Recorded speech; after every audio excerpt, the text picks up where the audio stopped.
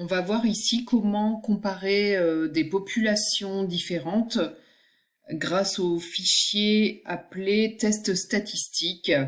Et on va pour cela utiliser l'onglet Tab Indépendance. Alors, pourquoi utiliser le test d'indépendance des fréquences? Parce que la variable qui est mesurée sur ces productions est une variable discrète, donc exprimée sous forme de fréquence. Si par exemple les populations qui sont comparées sont des lots de production, on va par exemple comptabiliser un nombre de produits non conformes sur ces lots. Et donc on va calculer la proportion de produits non conformes sur le lot, et donc qui est l'équivalent d'une fréquence. Donc on voit bien que c'est une variable discrète et pas une variable continue. Le principe en fait est de prélever un échantillon sur chacune des populations, donc sur chacun des lots de production, et en comparant les différents échantillons, on va conclure ou pas à l'équivalence de ces populations. Pour cela, on utilise un test statistique qui s'appelle un test d'hypothèse. L'hypothèse nulle est que les populations sont équivalentes contre l'hypothèse H1 qui est les populations sont différentes. Le principe de tester une hypothèse sur la base d'échantillons induit en fait qu'on peut émettre une erreur sur la décision de rejeter ou pas l'hypothèse nulle, puisqu'on se base sur un échantillon chaque fois pour juger d'une population. Et si l'échantillon est mal fait, on peut commettre une erreur en tirant une conclusion qui est d'accepter ou de rejeter l'hypothèse nulle. Ici, on va prendre un exemple qui est de comparer 3 lots de production et la variable qui est comptabilisée sur chacun des lots est la quantité de produits non conformes, donc R pour rejeter, par rapport au nombre de produits conformes, A pour accepter. Donc ici, on a prélevé un échantillon sur le lot 1, un deuxième échantillon sur le lot 2 et un échantillon sur le lot 3. Et à partir de là, on doit décider ou pas sur si les populations d'origine sont équivalentes ou pas. Alors, pour cela, en fait, on va d'abord calculer la proportion théorique de produits non conformes sur chacun des lots. Alors comment on va le faire?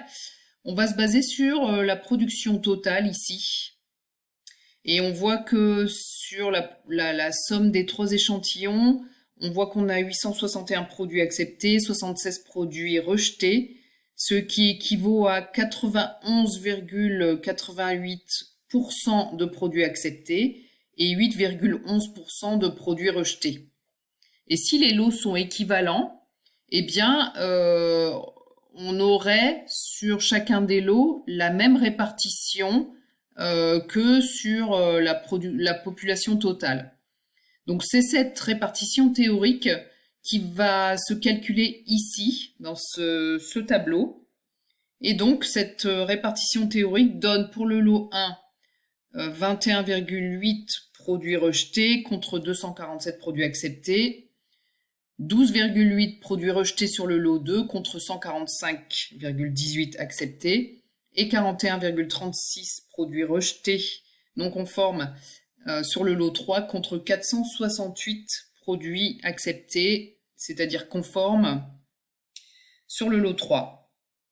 Et donc ce qu'on va faire, c'est comparer cette répartition théorique par rapport à la répartition observée que l'on a saisie au-dessus.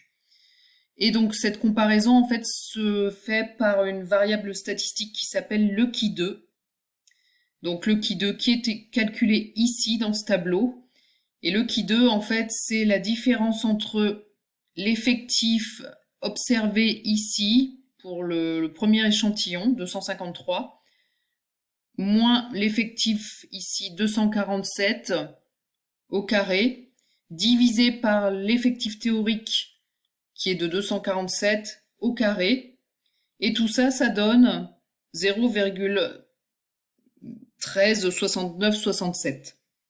Et ainsi de suite, c'est-à-dire qu'on calcule ces valeurs du qui 2 pour chacun des effectifs du tableau. Ces valeurs de qui 2 sont additionnées ici pour l'échantillon numéro 1, l'échantillon numéro 2 et l'échantillon numéro 3, ce qui fait au total pour les trois échantillons 6,63. Et cette valeur de 6,63, qui est le qui 2 observé, est comparée à une valeur de qui 2 théorique. Donc le qui 2 suit une loi statistique selon un nombre de degrés de liberté. Ici, le nombre de degrés de liberté correspond au nombre de lots comparés moins 2. Donc le nombre de degrés de liberté vaut 2 ici.